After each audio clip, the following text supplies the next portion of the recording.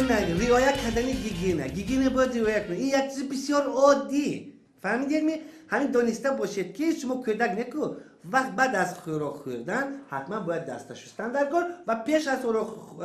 خوراک خوردن حتما باید دستتون شویید. انا برای همین دیگه شما نه گوله در میشید نه تیف میشید. کسلی برعکس از شما میگوریزد میردیه.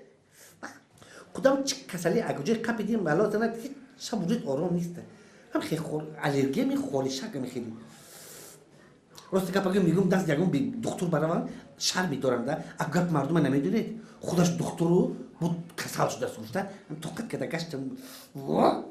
هم خیلی میخواد دیو دم گم میزنه دیه. شما یکم وایس نمیدونید تابت چه نمیدونید با این از داروخانه وای نگیره داروخانه بخاطر دل خو منم جب میبرد که اروپا بیمارخانه ما منم جا یک داروخانه هست رقم 12 از این بیمارخانه ما میبرید اروپا تو وای میبرد که داروخانه بدارید از نوع من گپ نمیتونم فهمیدید ما می نویسم من راست از اونجا گیره که کچیس نیده و دیگرش همش وای فلسفی میگم که اما خیلی ما شما آدمی وای برای میکنم آدمی خودش هم پریامو همونجا دستفکر میکنه اینجا با داروی ارگینال بگوین دفعه فایده داره من این دارو بعد خوراک یا که پیش از خوراک یک تا بعد خوراک یک تا پیش از خوراک من نوشتم من رقم تلفنم می نویسم خود شما با همونجا از داروخانه با من با زنگ زنید فهمیدید 918 20 اگه داروخانه دیگه نروید باشه پیش خالم در داروخانه نه هیچ وقت اونجا نرویدی همه فلچ وایو ساخته ایم جلو نگیره من نه اگه جای دیگه نگیره من همیشه نوشتم داروخانه من روی میکنم که اردینه همون چه دستفکر میکنم توزا گپ بزنه که ما وای بدتر میره یکو ایلاش نداره نمیدونید شما خیلیش دقیق قدوشک شده نمیدونید شما رویدم داروخانه با همونجا گپ زدید مایلش زنگ زنم همونجا زنگ بزنم همونجا من باز زنگ زنید تشکر زیاد سلامت باشی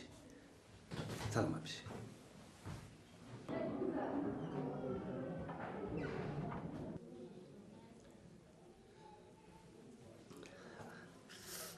الو شناخته میتونید یک تا کلینت روی کردم قبول کن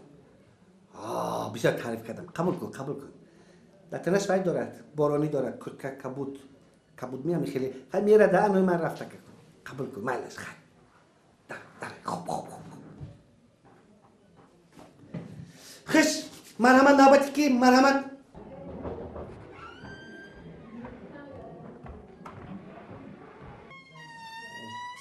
و علیکم السلام بیایید السلام علیکم شینه بخورید شینید مرحمت شینید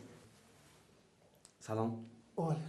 خوش مرحمت چی شکایت داری؟ من شکایت از اون دارم دکتر جون که زنی من وقتای آخر خود به خود در خوابش گپ میزنه دکتر جون کی؟ زنم همونت گپ زدن اهمیت میتونی همین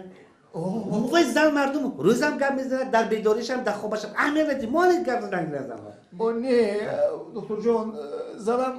با آواز بلند داد میزند که نه ظفر جون میگوید مانیت گفتن که دکتر چی همین جای تشویش هست جای خواطر هست می آخه دکتر جون گپ در سری اون که نام من ظفر جون نه چی هست نامش نام من سفر جون من شما نفهمیدم شما چی با بیزابیته میشویدن نه خب آدم برای همین کار بیاد مانه داخل وای کسی کلین گفتن که نه ظفر جون حالا که نام شما سفر جون بله هیچ گپ نیست مانه گفتن گرد اینجا از همه اساس و مهمش در آن است که ینگه ها نگفتند ایستادند اگر مبادا رود و ینگه ها میگفتند